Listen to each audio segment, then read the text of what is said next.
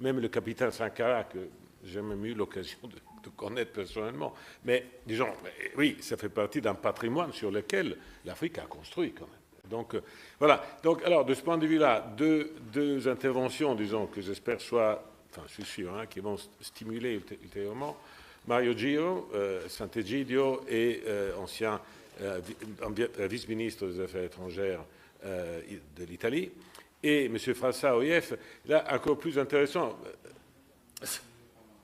Oui, ah, mais voilà, bon. Donc, après, on va voir votre nom, parce qu'il y aurait été un point intéressant là-dessus. Mario, please. Merci. Première chose, je remercie pour cette opportunité. Comme a dit le ministre au départ, c'est la première fois que vous vous exprimez de cette manière. Il en faudrait beaucoup d'autres. Le dialogue est toujours nécessaire. Moi, je suis partisan du dialogue, en tout cas et dans toutes les situations. Vous avez dit, je dialogue aussi avec le diable. Il y a une fameuse boutade sur Arafat qui, pendant le Hajj, ne tire pas les pierres sur Satan, parce qu'il y a un moment où on tire les pierres. Pourquoi tu ne fais pas? Parce que moi, pour avoir l'État de Palestine, même avec le diable, moi, donc, et comme Italien, j'aime l'histoire. Et je dois dire que tout commence aussi avec l'histoire, parce qu'il y a quelque chose qu'il faut regarder rapidement derrière nous. Il y a un goût d'inaccompli qui concerne l'Afrique occidentale et tout particulièrement le Sahel, des tentatives après les indépendances d'union avortées, combattues par l'extérieur. C'était la guerre froide, ce n'était pas seulement l'Occident, mais même l'Union soviétique n'était pas contente que les pays africains deviennent, disons, totalement indépendants et qu'ils fassent de leur tête. Et donc, tout cela a laissé un arrière-goût amer dans la région dont la mémoire est encore vivante. Il y a quelque chose d'inaccompli derrière nous. Donc, en quelque sorte, on pourrait dire que l'histoire se remet en marche sur quelque chose d'inaccompli hier. C'est vrai, l'Afrique change et elle n'est mariée à personne, disait le ministre Diop, il a raison. Je pense que l'Europe a un grand défaut, et je parle avec Stefano, qui est un grand Européen, qui a travaillé à l'Union européenne pendant plus de 30 ans, et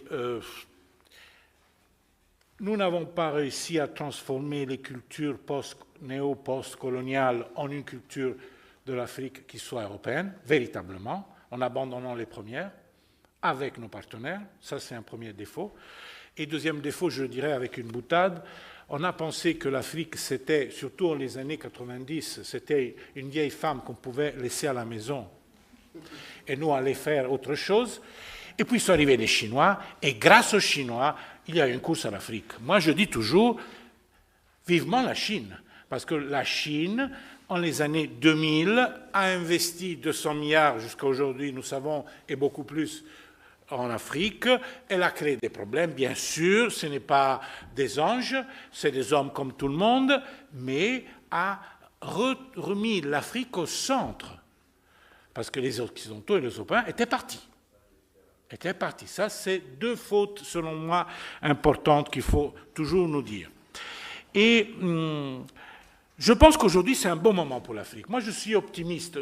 Optimiste, ce n'est pas le terme juste. Je suis positif.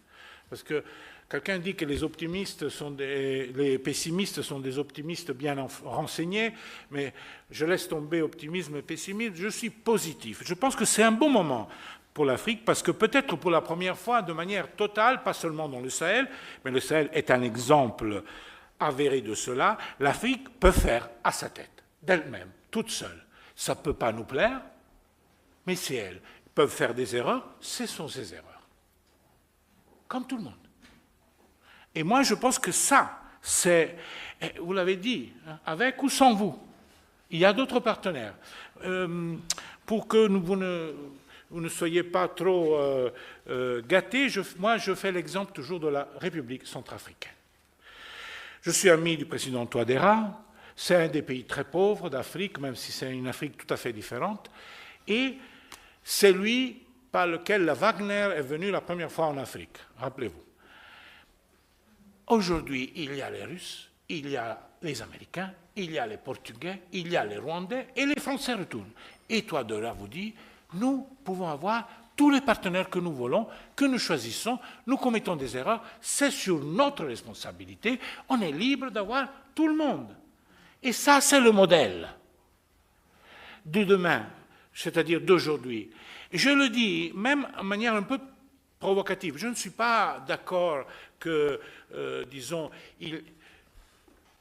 comme Sant'Egidio, on est contre tout ce qui est armes, guerre, violence, affrontement, bien sûr. On travaille pour la paix. Mais je dois reconnaître le fait que les pays africains sont adultes et ils font de leur tête et nous devons comprendre le sens de leur choix. Et nous travaillons pour le DDR en RCA et nous savons que la RCA, tant bien que mal, cherche tous les aides qu'elle peut trouver. Disons-nous la vérité, les Russes ont sauvé la vie à Touadéra à un moment donné, hein, contre les rebelles. Personne d'autre l'aurait fait. Personne d'autre n'était là pour le faire. Mais aujourd'hui, il y a aussi les Américains. Même toute cette obsession occidentale, non, nous et pas les autres, je trouve est vraiment une obsession. Il faut comprendre que le monde est devenu adulte beaucoup plus rapidement de ce que nous les Blancs, avions pensé. Alors, quel est le problème que nous avons aujourd'hui? Les règles, les valeurs, les principes, la démocratie, est-elle mise en discussion en tant que telle? Non, pas du tout. Je pense que personne ne dit « moi je veux la dictature ». Personne ne le dit. Même dans les pays où il y a eu un coup d'État. Le problème, c'est la crédibilité de celui qui pose les règles. Le problème, c'est être crédible. Alors moi, je suis bien sûr contraire à l'agression de la Russie à l'Ukraine. Mais en même temps, je sais que l'Occident a utilisé 2 poids, 2 mesures, double standard, beaucoup de fois.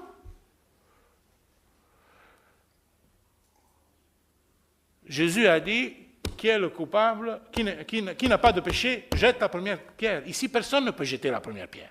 Personne est sans faute. Et en ce sens, l'Afrique fait son chemin. Donc, je ne pense pas que ce soit la démocratie qui est en crise, mais la crédibilité de ceux qui prétendent la défendre. D'un côté. Vous avez cité, Monsieur le ministre, la guerre en Libye. Je me rappelle la guerre en Libye.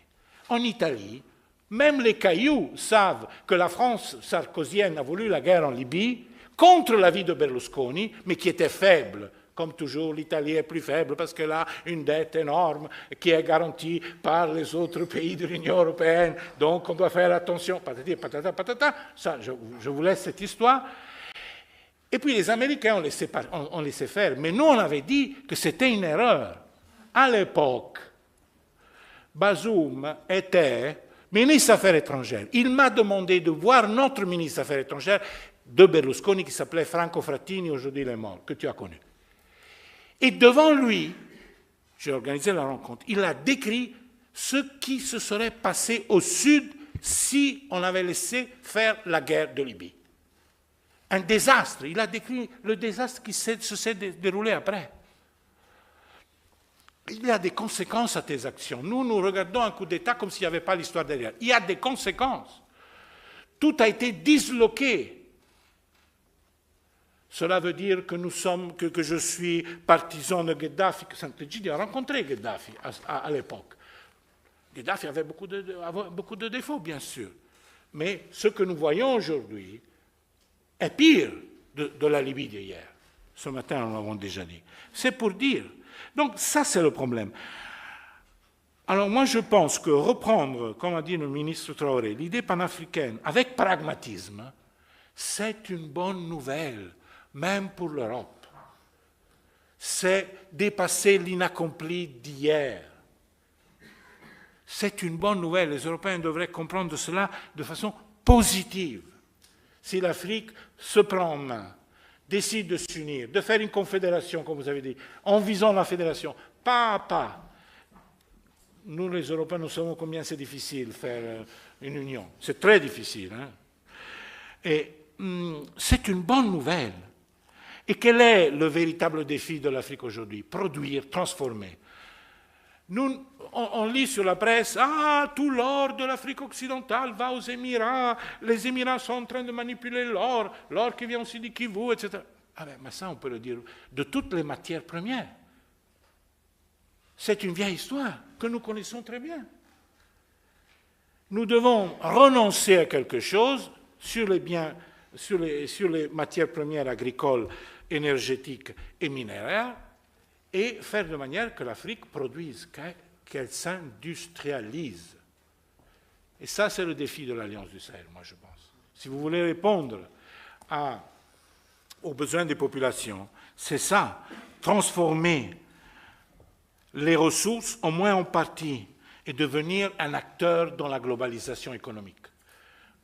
En le disant d'une autre manière, comme l'Asie est rentrée dans la globalisation avec la manufacture industrielle et technologique, l'Afrique peut très bien rentrer dans la globalisation de plein pied par la transformation de l'agribusiness avec l'industrie agricole, parce que le monde a besoin d'être nourri, feed the planet, objectif numéro 1, et seulement en Afrique, il y a encore 200 millions d'hectares libres, à part les forêts.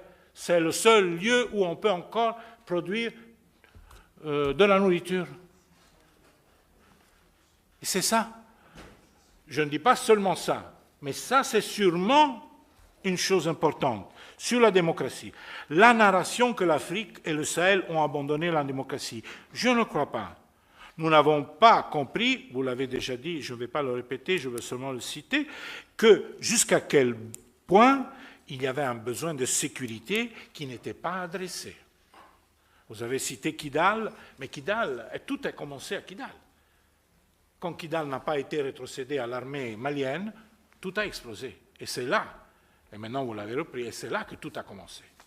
Disons, la rupture sentimentale a commencé.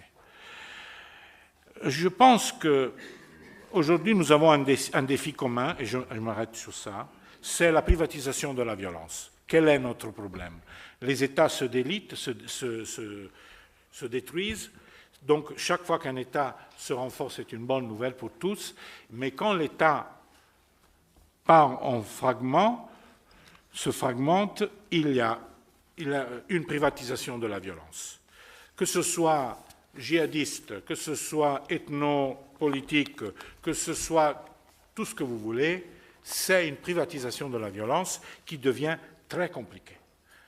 Un rebelle de la RCA fait le rebelle en RCA et a ouvert une agence de security provider à Dubaï.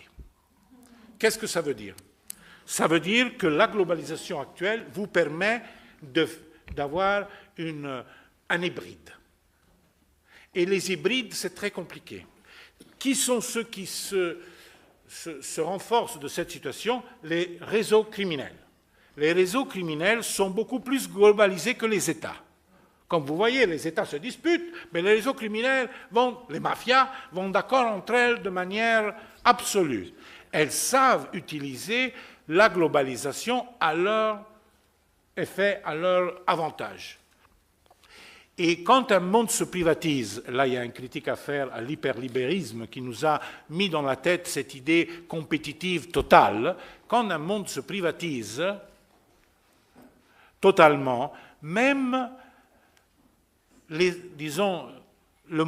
monopoles historiques de l'État, parmi lesquels le monopole de la violence, passent dans les mains des privés. Et lorsque tu as cela, tu ne contrôles plus le terrain. Et ça, c'est très dangereux pour tous. Hein. Ce n'est pas pour l'Afrique, hein. C'est pour tous. C'est très dangereux. On a beaucoup d'exemples de ça. Mais la privatisation de la violence, comme conséquence ultime d'un processus d'ultra-privatisation néolibérale qui